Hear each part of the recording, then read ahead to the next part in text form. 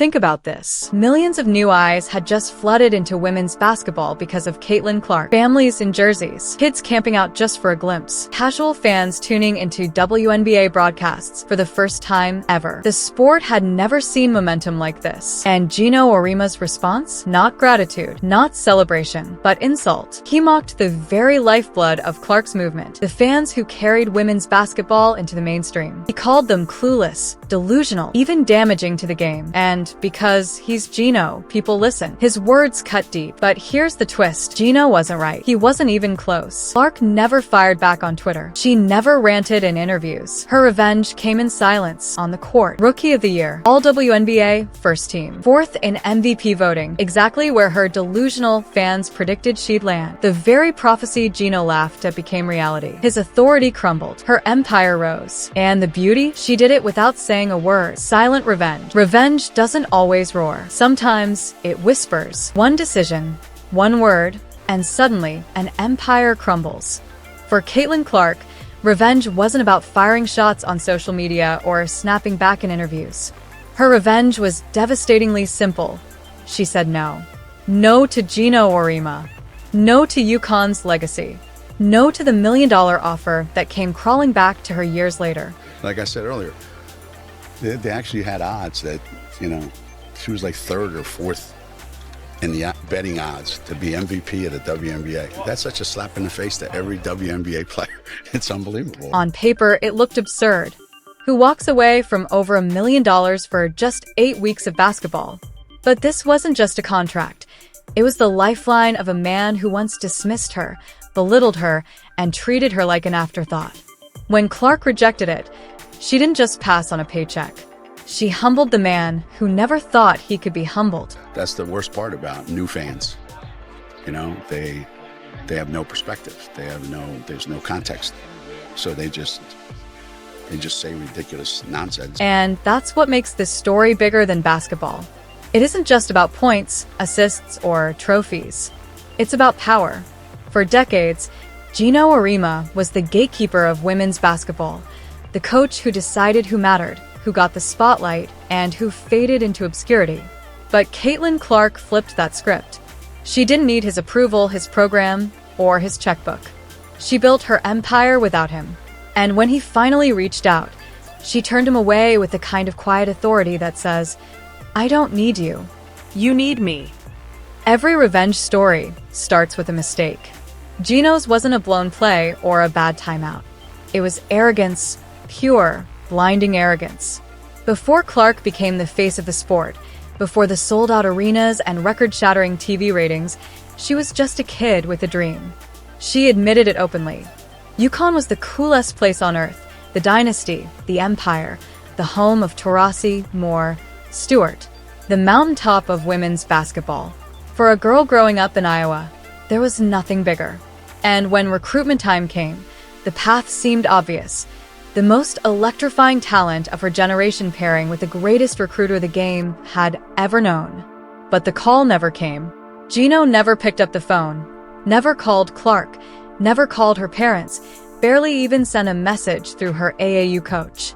For the greatest recruiter of all time, that silence was deafening.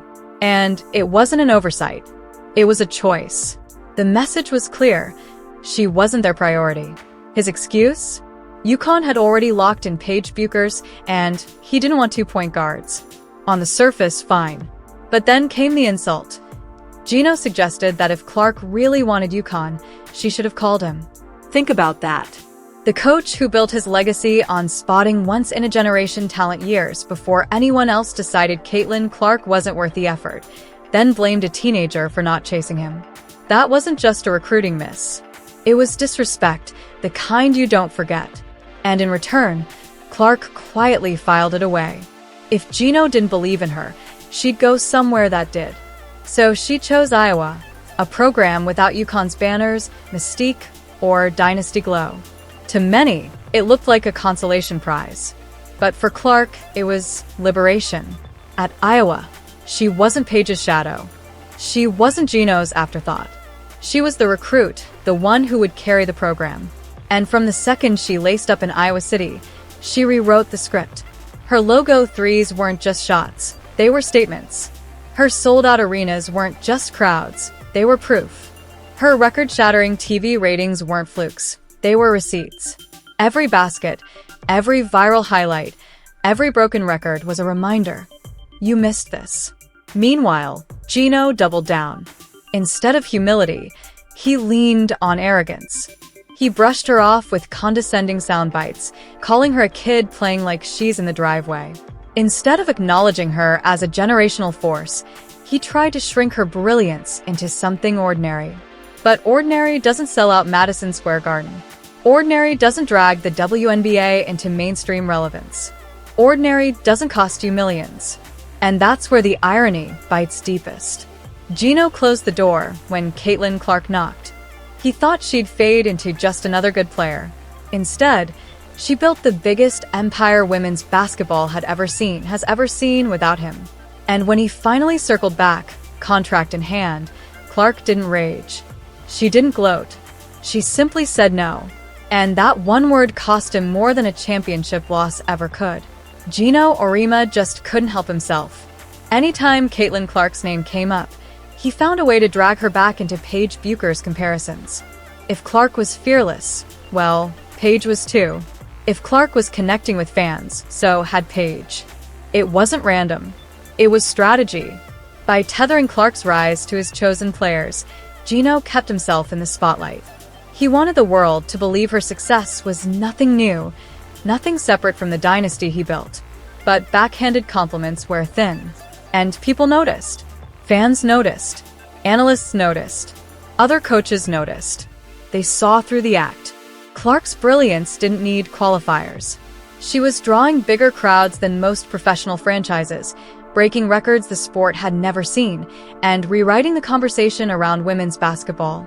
Yet there was Geno, smiling for the cameras while subtly clinging to his throne.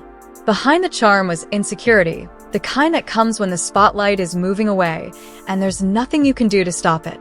And eventually, the mask slipped. The sly digs weren't enough anymore. Geno went from undermining Clark to outright attacking the people who supported her. For months, his strategy had been shade disguised as commentary. But in June 2024, during an interview on The Dan Patrick Show, he crossed a line he could never walk back. The Hall of Fame coach, the man who was supposed to represent the pinnacle of women's basketball, didn't just question Caitlin Clark. He went after her fans. The delusional fan base that follows her disrespected the WNBA players by saying she's going to go in that league and tear it apart. There were actually odds on she's third or fourth in betting odds on being MVP of the WNBA. These people are so disrespectful and so unknowledgeable and so stupid that it gives women's basketball a bad name. Okay, so the kid was set up for failure right from the beginning. His words weren't subtle. He called her supporters delusional. He said they didn't understand the game. And then, unbelievably, he claimed they were so clueless they were damaging women's basketball itself. What crime had they committed? Believing Clark could finish top 4 in MVP voting as a rookie. To Geno, that wasn't passion, it was stupidity. And Diana said it best. This kid's in for a rude awakening. Think about that for a second. Millions of new eyes had just flooded into women's basketball because of Clark. Families were showing up in jerseys. Kids were camping out to meet her. Casual fans were tuning into WNBA broadcasts for the first time ever. And Geno's response wasn't gratitude, wasn't celebration, but insult. Instead of welcoming the wave of new energy, he mocked it. This wasn't analysis. This wasn't a coach breaking down strengths and weaknesses. This was personal. It was a direct shot at the lifeblood of Clark's movement, the very people who had carried women's basketball into the mainstream spotlight. Geno wasn't just dismissing Clark. He was dismissing the fans who made her rise possible. And because he's Geno Auriemma, people listened. His words carried weight, which is what made them so damaging and so revealing. By calling her fans clueless, he wasn't just underestimating them. He was underestimating her. He was saying the hype wasn't real, that the success wasn't sustainable, that in the end, he'd be proven right. But here's where the story turns delicious. Geno wasn't right. He wasn't even close. Clark didn't clap back on Twitter. She